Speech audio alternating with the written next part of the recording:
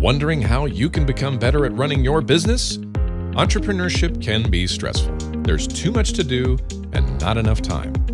If you're isolated in your daily decisions, have no fear. Success and balance are possible. Welcome to the Small Business Answer Man podcast, where you master the art of running a successful business using practical advice from experts who want to help you succeed. Now, here's your host, Gary Wilbers. Welcome. We're glad to have you back. I tell you, it's fourth quarter. It's that time of the year where we've got to get planned and prepared. And I told you my goal this fourth quarter is find guests that will make a difference, not only for your planning and preparation and some changes you can make now, but really propelling you in to make 2025 a successful year for yourself. And today, I think I found that guest again that's going to help us in that area. So Anthony, if you would you share with our listeners, what problem will you help them solve today? The problem that I help solve is where to start, because you're starting in the wrong spot. That's going to be interesting. So you've got to stick around, because we're going to give you some more information, because the thing is, we can make a difference for ourselves. When we do that, it makes a difference for our business. So Anthony Witt is with us today. He specializes in guiding high-performing entrepreneurs and executives.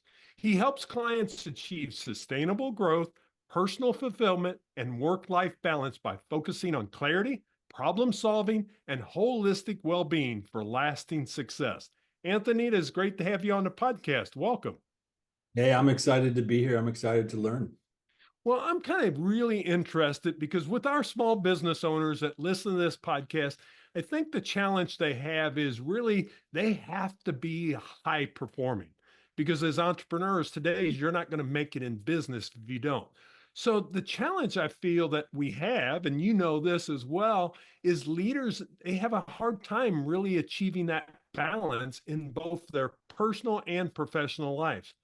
Can you share some examples of how you've helped those clients shift from feeling overwhelmed to finding more of that clarity and fulfillment that we're looking for in our life? Yeah, the biggest part is, I believe, is where you start, right? And maybe that's going to be one of our key words here today. We've already said it, right? But figuring out where to go and where to start is a big component. So I had a client not too long ago, and he was running a $7-8 million company. The goal was to get to 15. Right, that was kind of the stated goal.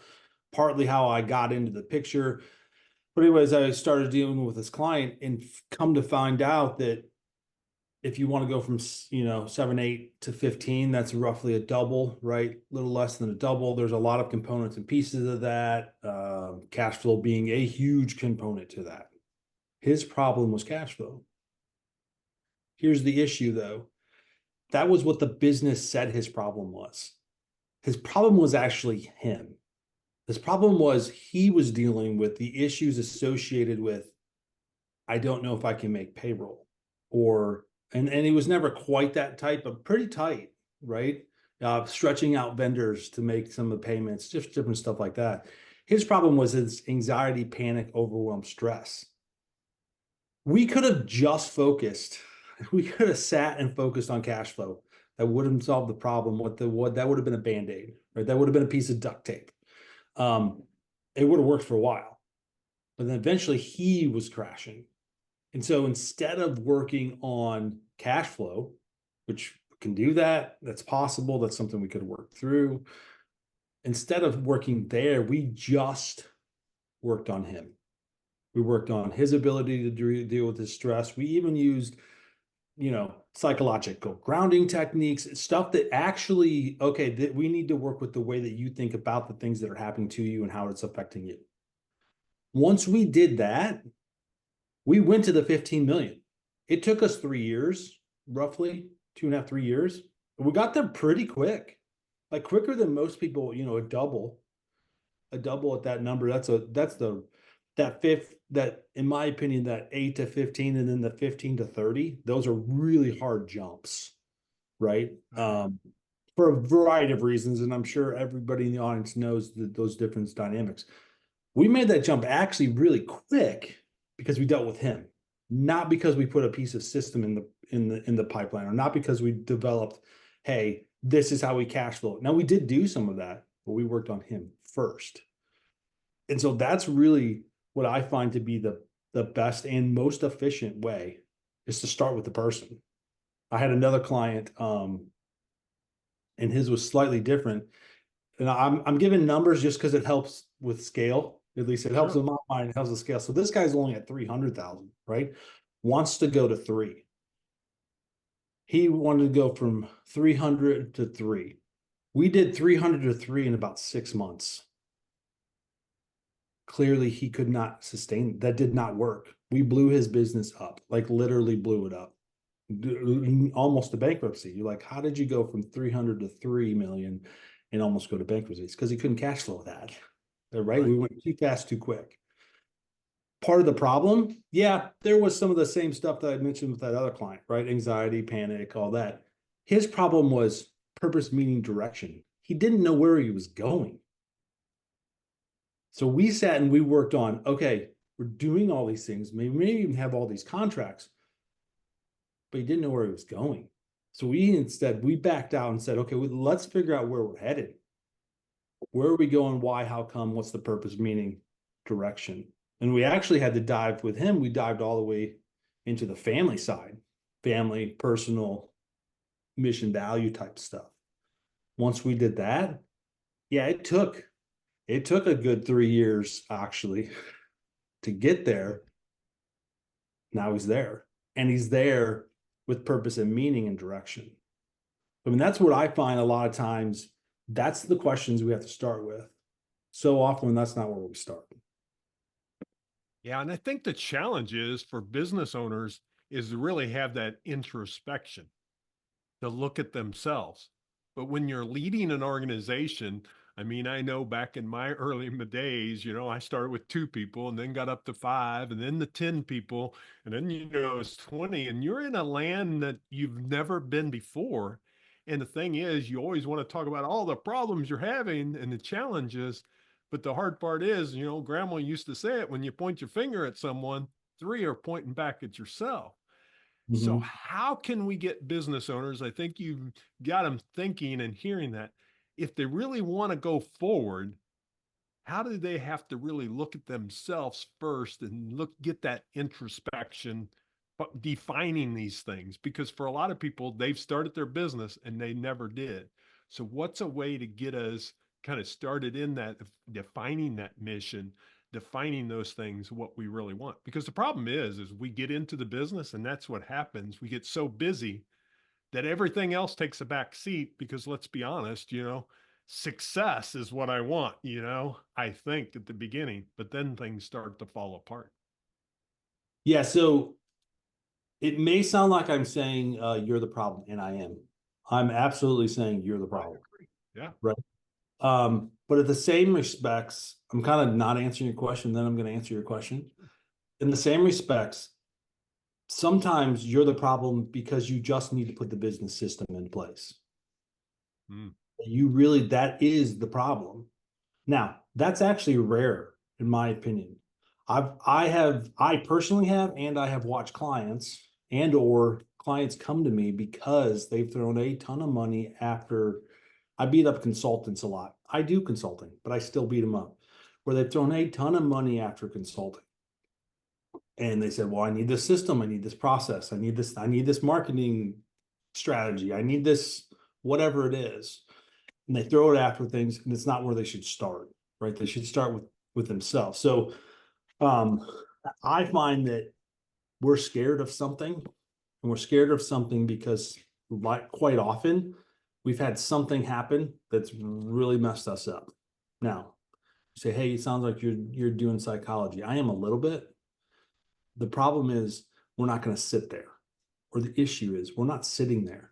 We're just going to discover where that is, and then we're going to figure out where we move forward from it. We're quite often too scared to look at, hey, this is the way I am. And I personally, I could care less. Now, sometimes it's important, but honestly, I could care less. I could care less if it's trauma from your childhood. It doesn't make a difference to me. Now, knowing what it is, though, can be extremely helpful and is important. Once we know that, we can figure out where we're going. I liken it to, and I don't think we have time for this today. Maybe it's another show for another time. I liken it to that thing you're avoiding, that piece of you that you don't care for, that piece of you you're trying to hide, that piece of you that you actually fight. That very much is your kryptonite. That makes sense, maybe. Hey, that's what slows me down, I think. I would argue, and I believe I have evidence to prove that that's your superpower. So starting with, hey, what is my biggest problem? And it could be anything. My daughter she's giving a presentation today at school, and the presentation is on cancer. She's wants to be a nurse, and she's taking all these health classes, and I think that might be the name of the class, like health something or other. She's giving a presentation on cancer, and she's like, hey, it's got, stage 1, 2, 3, 4, 5. A lot of times that's how we look at things, business and otherwise. We say, what's stage 1? What's the first thing I need to fix? The first thing you need to fix is you need to figure out what you need to fix. On her presentation, she had a stage 0. We've got to look at stage 0. Stage 0 is let's figure out what it is we need to figure out. That is skipped all the time. Most systems, I would argue pretty much all systems, processes, improvement programs, they skip that. I use this example all the time. I say, hey, you're struggling with anxiety. Okay, here's a grounding technique. Go outside and come up with 20 colors. Just look for 20 colors. I'm like, I don't think I can name 20 colors. That's okay, just try. Guess who I don't give that to? I don't give that to someone who's colorblind. Right. I've got to know that. So I've got to start at 0 to determine whether they're colorblind before I can give them that technique or that tactic. It's the same thing in business, but we skip that step 0 quite often. And so it's starting with step 0. Yeah, that becomes so huge as getting to look at ourselves, but they'll know where we're starting from in each one of those approaches. And I guess that really kind of frames up as I was doing some research, you kind of take this holistic approach to coaching, kind of really integrating the body, mind, and spirit into that. So when we look at that, why is that? You've kind of framed it up some, but why is that so essential for entrepreneurs and business leaders to realize that if they want to achieve success and still have well-being, they go together hand in hand. It's not one, I do this, and then I put that up on the shelf, and then I pull the other one down, and now I get that success. Because so many of us, I've done it in my career, I'll be honest, Anthony, for a long time, it was all about the success of growing the business. And I was letting the well-being and my personal life to the side. But when I integrated those together, to be quite honest, that's when my business took off. So I'm sure that's what you've seen with some clients that you've worked with, how they've created this success in both, and they had that. And, I always say success is a tough word because what you define success is one thing, what I define it is a totally different. None of us have the same meaning to what that word is. Yeah, so I want to come back to this word of balance. So I'm saying it right now, and then I want to say something. I'll give you kind of say like, hey, what about this holistic approach? Honestly, the word holistic kind of rubs me wrong, but it's the word I use. It's in my material, but it's still, I'm like, ugh, it's kind of, and partly I think that has to do with the concept of balance. So I'm gonna come back to that. Sure. I believe, and I know from my research and my evidence working with individuals and myself, there's 5 areas, what I call 5 areas of design.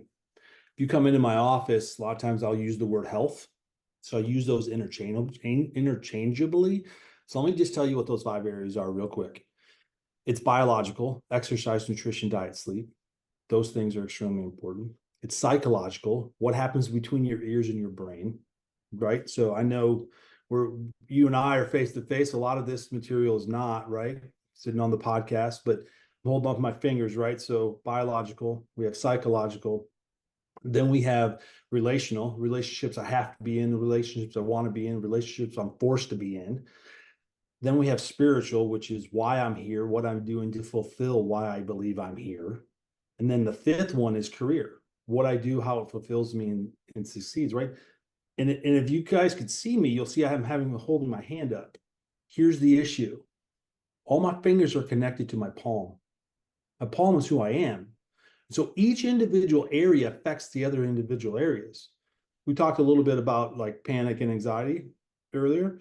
If you come into my office and you say, I got this problem with anxiety, the first thing I ask is not, hey, what's your thought patterns? What are you thinking? The first thing I ask you, I say, how's your exercise, nutrition, diet, and sleep? The number one thing that affects that anxiety, exercise, nutrition, diet, and sleep. It's biological. It's not psychological. It's biological. And so they're all connected. And so working on the holistic person works. And so I do a survey with clients and different things, and we kind of rate and we figure out what's the lowest one of those 5 things. What's the highest one of those 5 things? And I don't tell the client that that's what I'm looking for, but either one of those, it doesn't matter which one you work on. We can work on the lowest one. A lot of people, that makes sense. Hey, the worst thing I'm going to make better, it's going to make everything better. Sure, I agree with that statement. But if you're too blocked or too vapor locked, I used to work in an ethanol plant. I ran part of an ethanol plant, and vapor lock, it's an automotive concept, but basically it's when stuff turns from liquid to a vapor and it gets stuck. The concept is it gets stuck. If you're vapor locked on the concept of, let's say relationships, like you don't know what to do. We might not be able to start there, even though that's where we should start. So we're going to start where we can start so that we can go back to where we should start. So we might work on a different area, because if we work, I need a better example because I feel like this one's a little bit outrun, but it's the high tide raises all ships concept. So we take that one that you're already healthy at and we make it even healthier. It's a holistic approach that pushes you. So now here's the thing. I wanted to get back to balance, if I might, real quick. I think balance is a myth. And what I mean by that is, what is not the myth is health. We can be healthy in all these areas. And I think we should be healthy in all these areas. That's what we should be working for. Balance is not the thing we're looking for. What we're looking for is rhythm. Because if we're healthy, we can have rhythm. And what I mean by that is we can become unbalanced and still be healthy. Because there is times when you need to put 80-hour weeks in your business. Guess what suffers when you put 80-hour weeks in your business? Your family, your spouse, your relationships. But if you're healthy and those relationships are healthy, they can sustain that imbalance.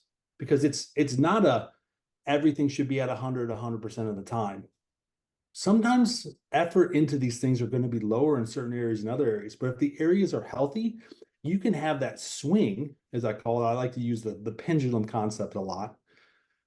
If you're healthy, that imbalance is going to be fluid in the sense that it'll have rhythm to it. So you can swing over here and swing back to the other side or swing back to the other direction and still be healthy. And that doesn't become the barrier. When we're unhealthy, when we have that swing, that area that we're swinging away from can blow up everything else.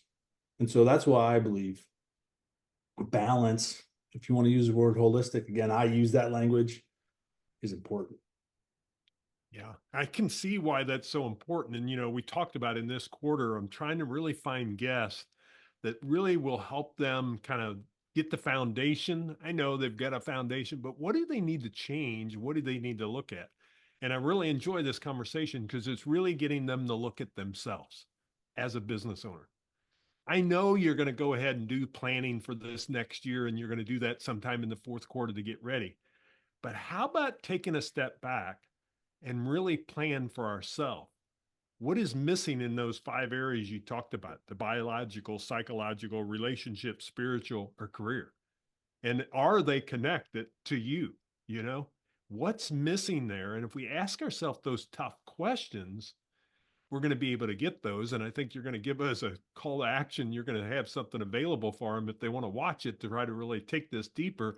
So if you would, maybe can you share a little bit about why that's so important and kind of what they would be able to learn from this? Because I think you're going to create a video series for us that people can really dig into this, because I think it's going to be crucial for the real success that they're going to create in 2025. And again, when I'm saying the word success, I want you to have success in all 5 of those areas, not in just the career. Yeah, so I've got a little video series. It's just the five critical questions that are essential that you need to make sure you're on the right track. So you guys can grab that. But here's the reason that I start where I start with all of this. And we've kind of hit on this a lot of different ways. There's the concept of, like, if you're planning for next year, we should all be planning for next year. I'm actually currently writing my, what I call a board packet.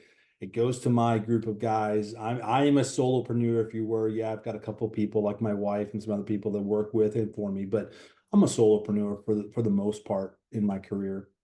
I've sold all my businesses with all the employees. And so I'm working my board packet, and I should do that. Now, here's the catch. We've had this concept. There's the concept of the big, hairy, audacious goal, right? It's popped out in several popular books. That's the big thing I should go after, or eat the frog. That's another concept, right? Okay, those are great concepts. But if those concepts, and I'll use the word I used earlier, if those concepts create vapor lock for you, you've got to find a different way. You've got to plan something different. So maybe it's not big, hairy, audacious, or, eat the frog, the huge thing. Maybe it's micro goals.